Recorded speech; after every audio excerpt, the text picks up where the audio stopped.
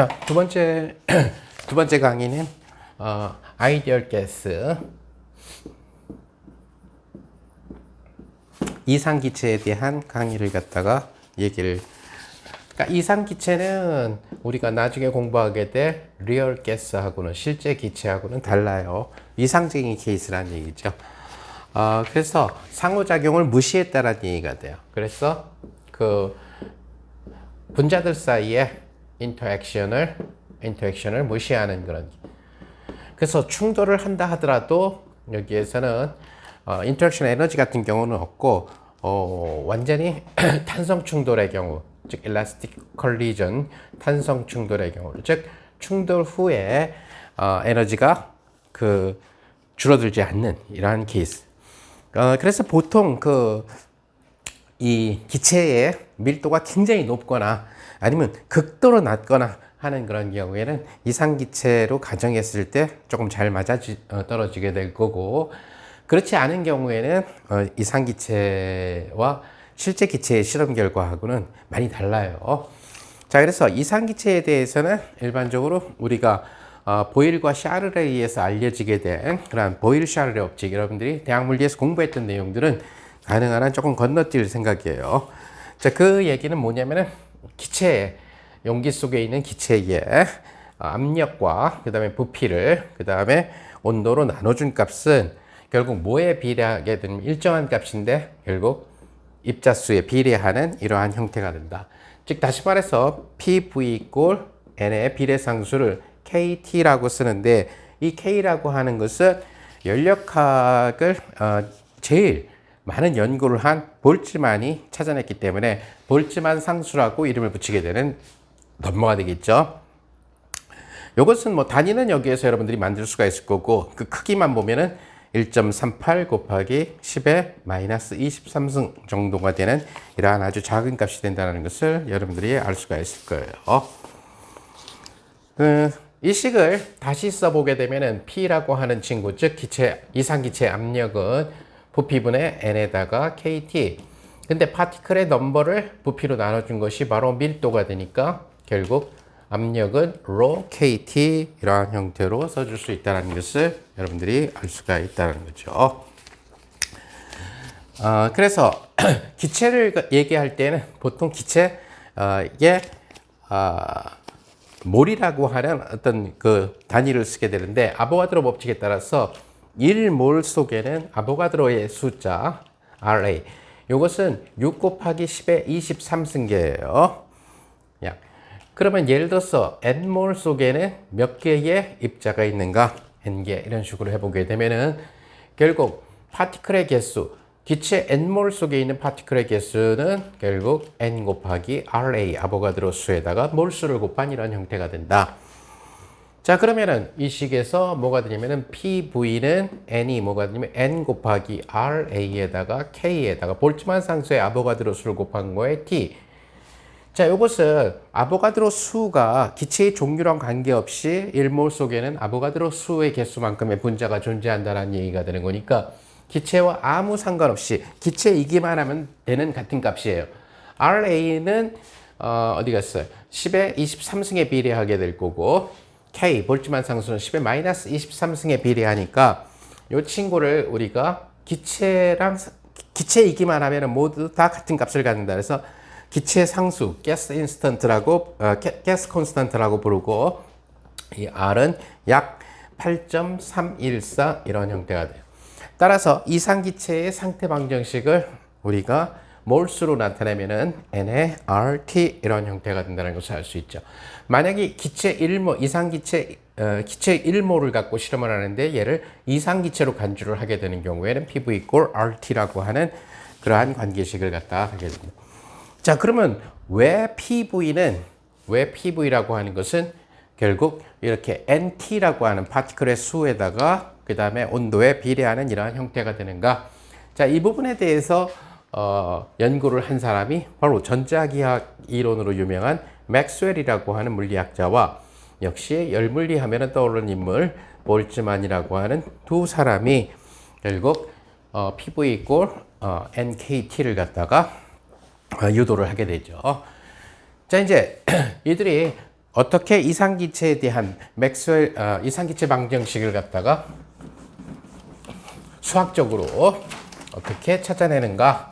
물론 뭐 여러분들이 대학 물리에서 공부했을 가능성들도 있어요.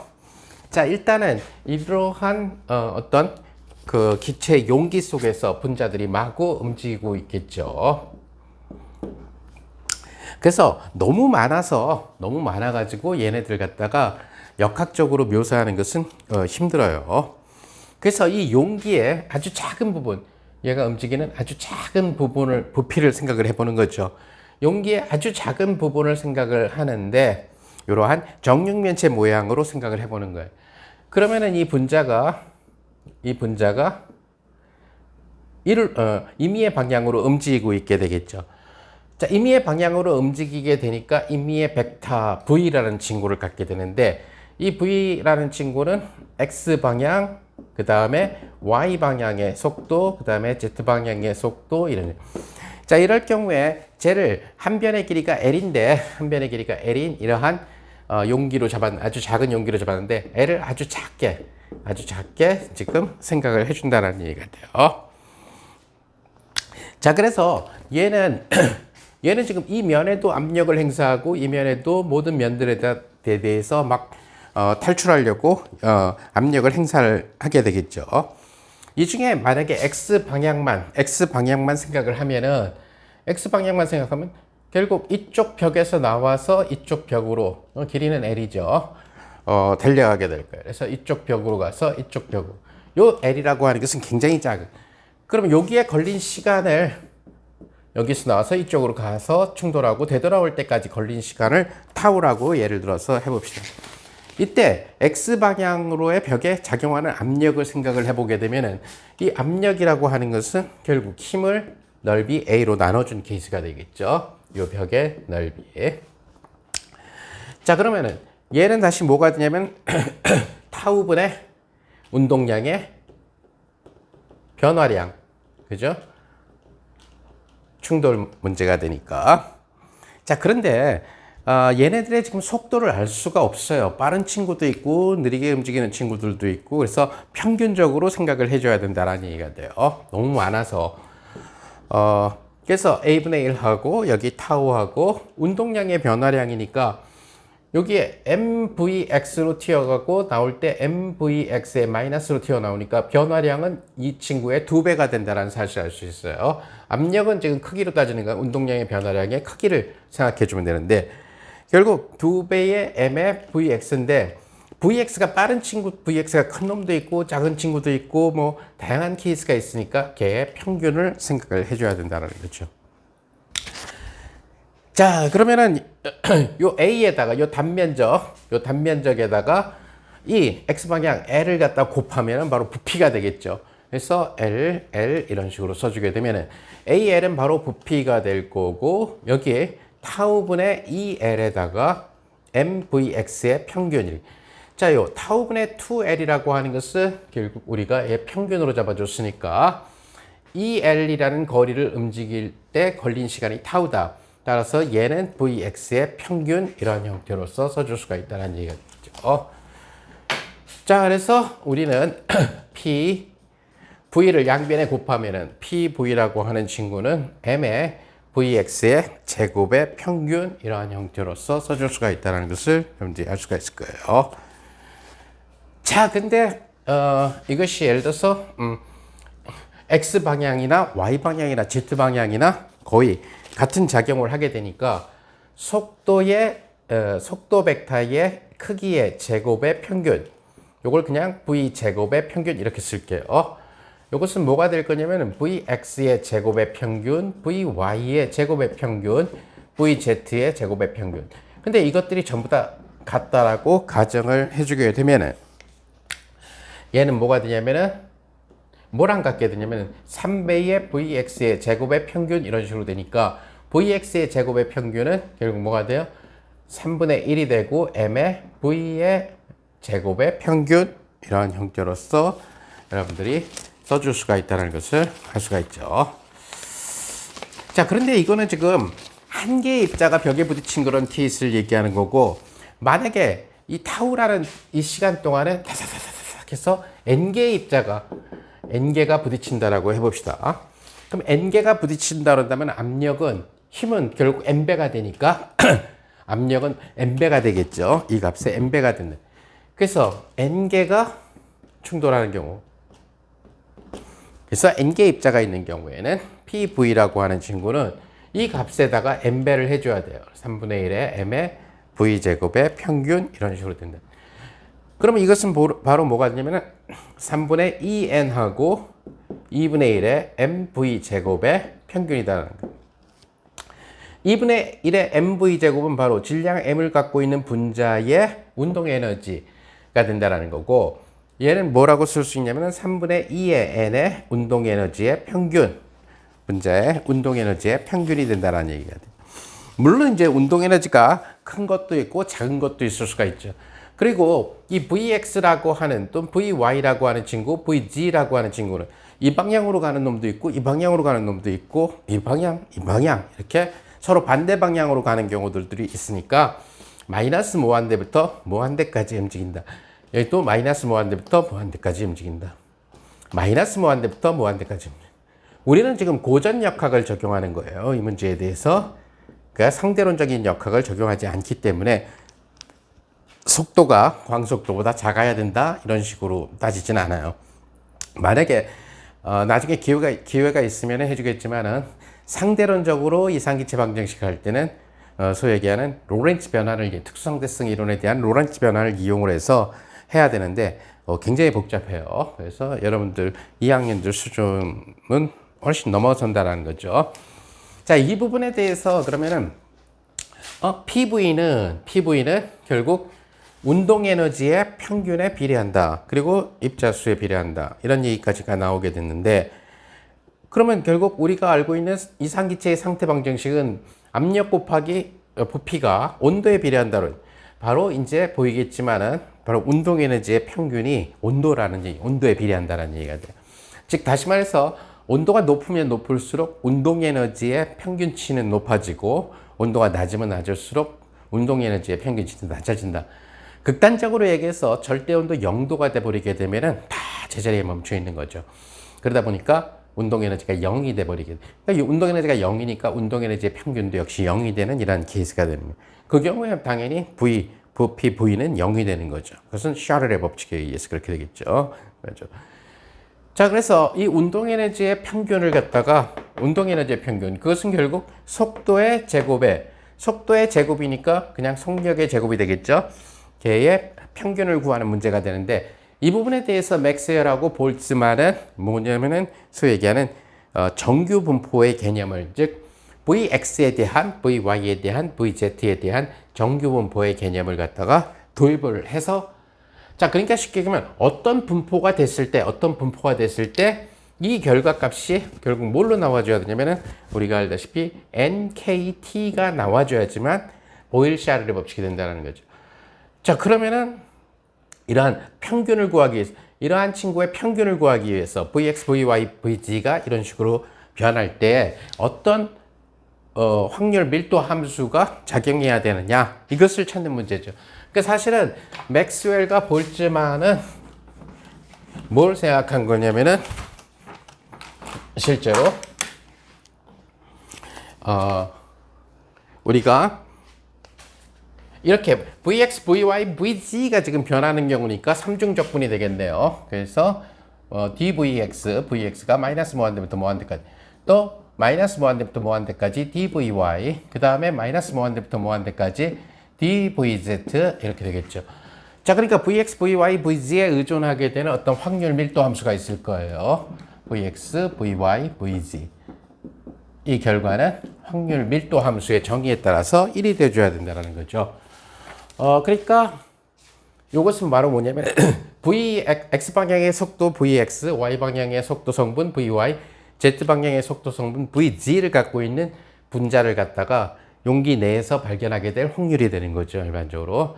그것을 전체 모든 가능한 속도 성분들에 대해서 다 적분을 해주면 1이 나온다는 거예요. 그 맥스웰 볼츠만은 뭘 생각했냐면 마이너스 무한대부터 무한대까지 dVx 인테그럴. 그러니까 K의 기대값, 즉 이것은 dvy의 마이너스 무한대부터 무한대까지 또 마이너스 무한대부터 무한대까지 dvz하고 k가 누구죠? 결국 2분의 1의 m하고 v의 제곱이니까 vx의 제곱, vy의 제곱 더하기 vg의 제곱을 갖다가 해준 거에다가 이 f라고 하는 fvx, vy, vg라고 하는 이 확률 밀도 함수를 곱한 것이 뭐가 나와줘야 되냐면은 이것이 이상기체 방정식이 되려면은 2분의 3 kt가 즉 2분의 3의 볼츠만 상수 k의 t가 나오도록 하는 이러한 f를 수학적으로 찾는 문제가 됐다는 얘기가 되는 거죠. 그래서 그들이 찾아낸 맥스웰과 볼츠만이 찾아내게 된 이 관계식 이 f의 vx와 vy와 vg라고 하는 친구는 이것은 이제 수학적으로 찾아낸 거예요. m 나누기 2파이 kt하고 그것의 2분의 3승하고 exponential 마이너스 2의 kt분의 그 다음에 mv 스퀘어 mv 제곱 이러한 형태로 찾아내는데 성공을 하게 된다는 얘기. 그럼 실제로 요것은 이제 여러 가지 상황으로 봤을 때 여기 v 제곱이라는 친구가 vx v 제곱이 얘는 뭐가 되면 exponential 마이너스 2kt분의 m의 vx의 제곱 또 exponential 마이너스 2kt분의 m의 vy의 제곱 또 exponential 마이너스 2kt분의 m의 vz의 제곱 즉 x방향 속도에 대한 정규분포 함수죠. y방향에 대한 정규분포 함수 z방향에 대한 정규분포 함수의 모양으로 주어져 있는 이러한 형태가 되면은 놀랍게도 운동 에너지의 평균이 2분의 3 kt가 된다는 것을 이들이 알아냈다는 얘기가 됩니다. 자, 요것은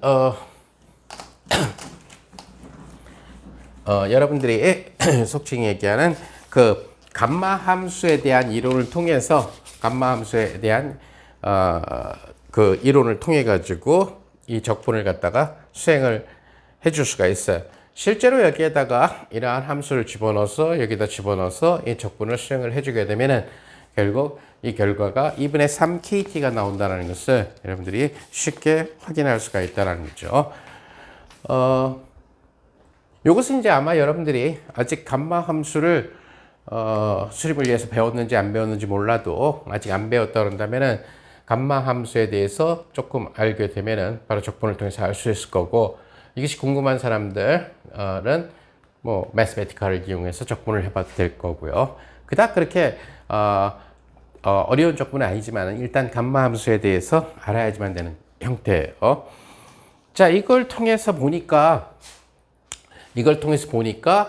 결국 뭐냐면은 여기에 나와 있는 2분의 1의 mv 제곱이라고 하는 것은 결국 에너지예요. 그래서 질량 m인 입자가 갖고 있는 에너지라는 얘기가 되겠죠. 그래서 결국 맥스웰 볼츠만이 이 일을 성공시키고 나서 볼츠만이 뭐냐면 어떤 입자가 에너지 E를 가지게 될 확률은 누구에 비례하냐면 exponential 마이너스 KT분의 에너지에 비례한다라고 하는 이러한 관계식을 만들어내게 되죠.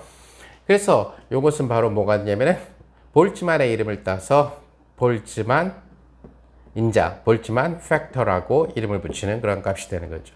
그래서 볼츠만 인자는 나중에 다시 강의하겠지만 볼츠만이 통계적인 방법을 써서 에너지 E를 가지게 될 어떤 입자가 에너지 E를 가지게 될 그러한 확률은 이러한 형태의 에너지를 볼츠만 상수의 온도를 곱한 값으로 나눠준 엑스포넨셜에 비례한다라고 하는 사실을 그래서 에너지가